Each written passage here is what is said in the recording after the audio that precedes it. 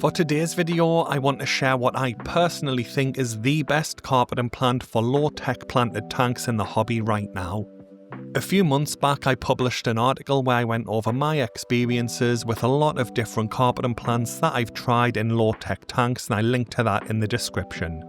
Since then, I've had quite a few people ask me if I could choose just one plant, which one would it be? So that's what I'm covering today, and I'll be focusing on Helanthium tenellum green because it's such a consistent, reliable carpeting plant in low-tech tanks, and I've tried it in a few different ones. Rather than just consistently showing clips of the plant throughout the video and things getting boring, I will be mixing it up, showing some of my other tanks, but I do want to start with some close-ups of the plant. So this is Helanthium tenellum green on screen right now, and it used to be known as Echinodorus tenellus until a few years back when it was changed because it was reclassified out of the Echinodorus genus. As you can see, it's a compact stolon plant that can spread and form a dense carpet given time with all of the runners that it sends out. This particular tank that you're looking at now is just over 1 year old, but it's also one of my room temperature tanks, which means that it does drop down to around 18 degrees Celsius or 64 degrees Fahrenheit in the winter. Because of that, growth does slow down during the winter months, but I would expect this to have a more consistent, faster growth rate in aquariums with heaters. As you can see, the plant has a really nice green colour to it with a narrow blade-shaped leaf. I'd guess that each leaf is around half a centimetre wide or around 0.2 inches, and it tops out at around 5 centimetres tall or around 2 inches tall. Moving on to lighting, and the main tank that I'm growing it in right now uses a Hygger HG76, which I'd say is a moderate light intensity for a low-tech planted tank light, but in all honesty you don't need that much power for this plant to grow. I've also successfully grown Helanthium tenellum green in tanks using the entry-level, budget-friendly Seaoura SR616 too, and I've noticed very little difference in its performance. Now this is what the plant is currently looking like in one of my tanks using that entry-level light, but it's important to keep in mind that this tank is only 9 weeks old at the time of recording this. As all plants, it does take time to establish itself, then it needs to send out its runners and start growing, but eventually this will carpet this tank too. I will leave affiliate links for both lights in the description, but just for reference, I use both of them at max intensity for 6 hours per day. Thankfully though, unlike a lot of the advice online for carpeting plants in the hobby, you don't need an expensive light for this plant to grow. Most modern LED lights, even the entry-level budget-friendly ones, will put out enough light intensity for this plant to grow well in your tank.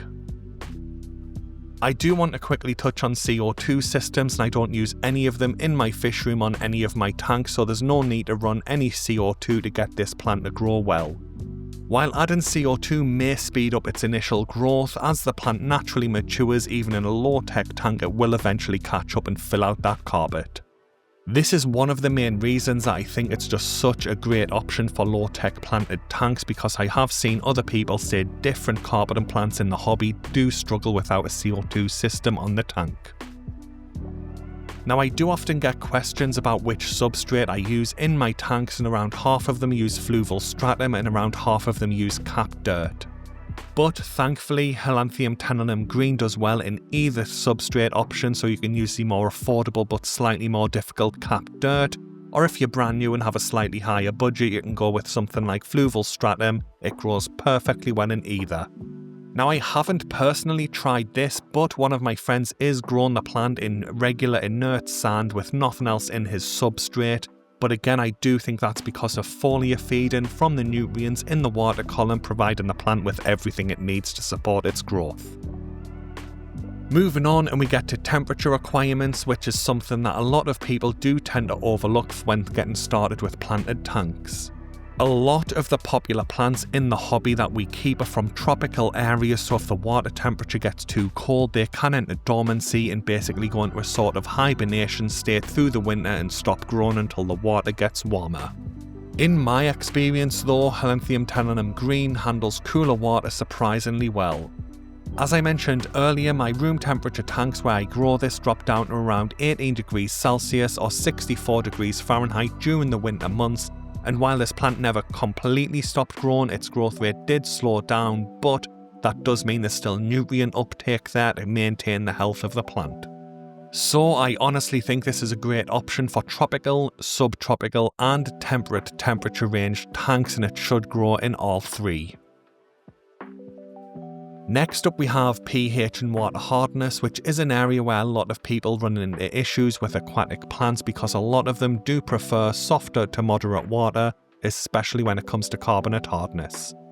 The good news is that Helanthium tenellum green does seem to be a lot more adaptable than some of the other popular plants in the hobby. This could be due to how widespread its native habitats are, because it naturally grows across a huge range of different water conditions. Most of my tanks sit at a pH of between 6.4 and 6.8 with soft water, just because of what comes out of my tap. But the tank that I've kept this plant in the longest is my White Cloud Mountain minnow tank, which uses limestone rock as its hardscape. This rock releases calcium carbonate into the water column, and after dissociation occurs, the calcium goes into my general hardness, while the carbonate goes into my carbonate hardness. So this increases both the KH and GH reading and overall water hardness, as well as my pH due to the extra buffering on the KH reading. Although I don't check the water parameters of this tank very frequently anymore because it's over a year old and established, it has had its pH up to 7.0 to 7.4, and its water hardness is usually at the moderate range but has crept as high as hard.